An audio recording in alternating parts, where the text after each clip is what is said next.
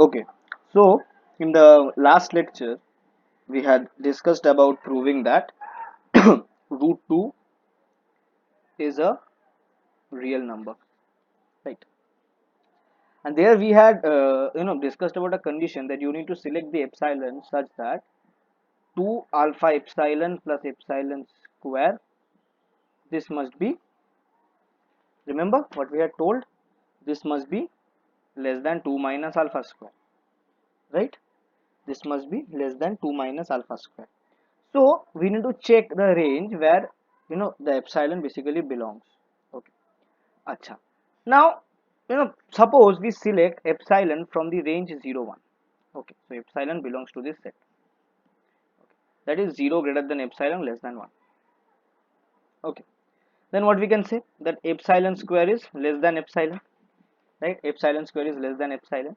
So if we add 2 alpha epsilon on both sides, what do we get?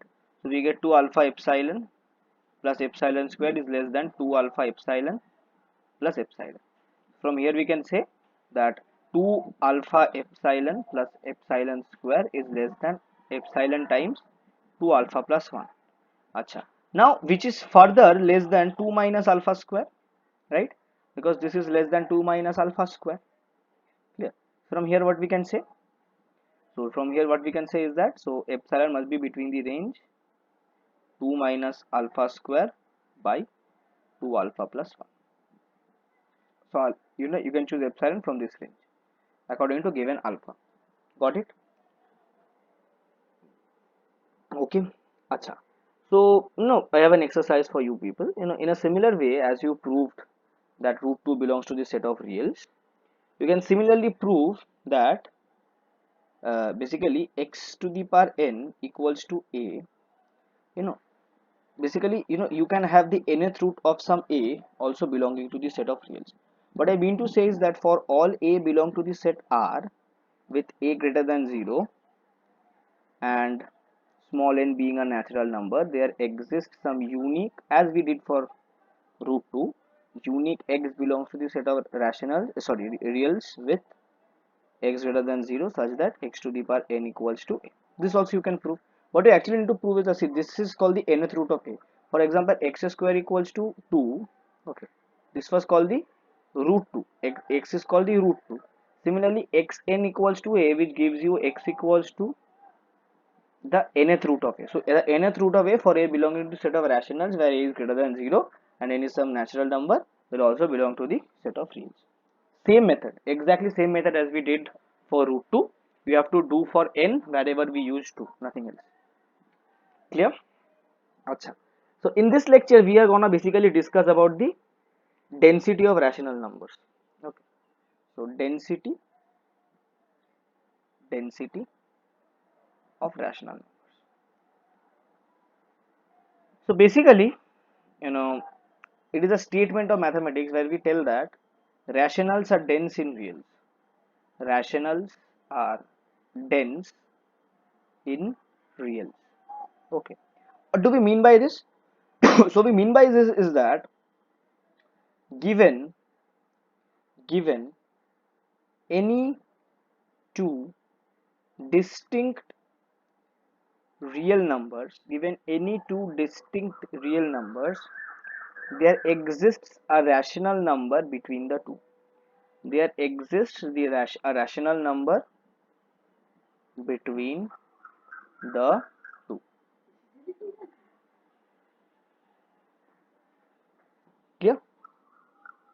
Acha. Now, what we mean mathematically is that suppose you have a and b belonging to the set of reals. Clear? And a is not equal to b. Okay, so we can actually assume that without loss of generality that 0 is less than a less than some rational number p by q, or let us do it like this. So you have 0 less than a less than p by q less than b, where p is the rational number.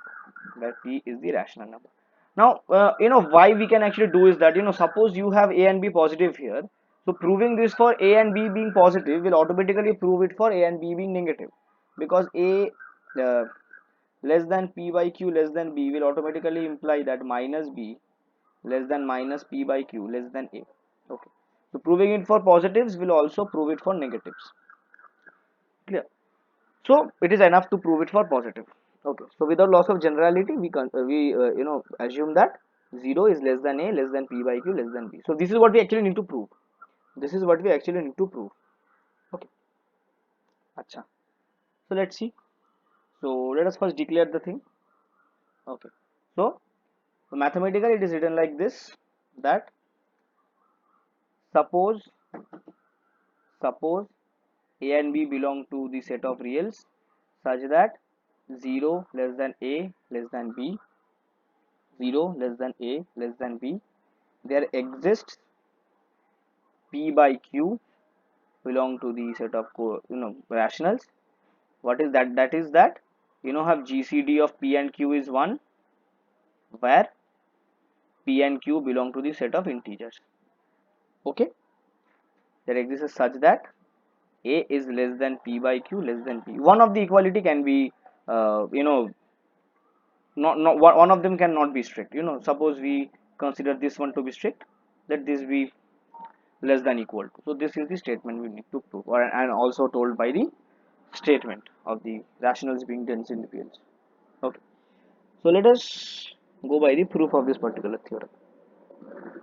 Okay, so acha. So consider consider the maximum of 1 over b minus a and 1 over b. Clear?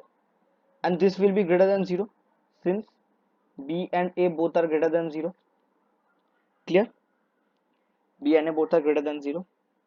Now since n is not bounded above, since n is not bounded above, there exists q which belongs to the set of naturals such that the maximum of 1 over b minus a and 1 over b is less than equals to q.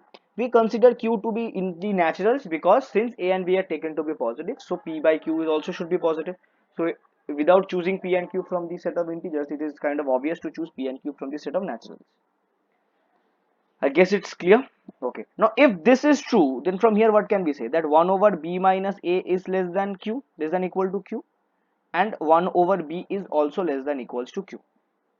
Is it clear? Now we declare a set. Now we declare a set A. Let A be a set which consists of m which belong to the set of naturals such that m by q is less than equals to b. Clear? Acha. M by q less than equals to b means that you can write it like this: m is less than equals to bq. You can call it like this, declare it like this. Okay. Acha. Now, now, see, this set will have a maximum element. Okay, this set is going to have a maximum element. So not maximal, maximum element. Okay, so let p be the maximum element of the set. So let p be the maximum element of a. Then what we have? Then we have that p belongs to a and p plus 1 does not belong to a, because p is the maximum element. P plus 1 does not belong to a. Okay, p plus 1 does not belong to a. Acha, p plus 1 does not belong to a. What does that mean? Acha, moreover, we got that p is less than equals to bq, or p by q is less than equals to b. Mark it because this is gonna end the proof. Okay, so p plus 1 is p plus 1 does not belong to a. Acha, p plus 1 does not belong to a. What does that mean? So this means that p plus 1 by q is greater than b. P plus 1 by q is greater than b, the negation of this statement. So from here what we can say? P by q plus 1 by q is less than b. Okay, so from here we can say that p by q is greater than b minus 1 by q. Okay, b minus 1 by q. Now remember what we had. We had 1 over b minus a to be less than equal to q, right? So from here we can say that 1 over q is less than equals to b minus a. So we can put it here. Putting it, what do we get? So we get p by q is greater than equals to b minus b plus a. That means p by q is greater than a. So this is one statement. This was one statement. Okay, this was one statement. So both of them, what does they give? So it gives us that A is less than P by Q, which is less than equals to B. Okay, therefore rationals are dense in reals. Rationals are dense in, clear? So with this, we are basically done for this moment with the real number system. Okay, from the next lecture, we will be starting with the sequences of real numbers. I hope you like this video. So meet you guys in the next lecture.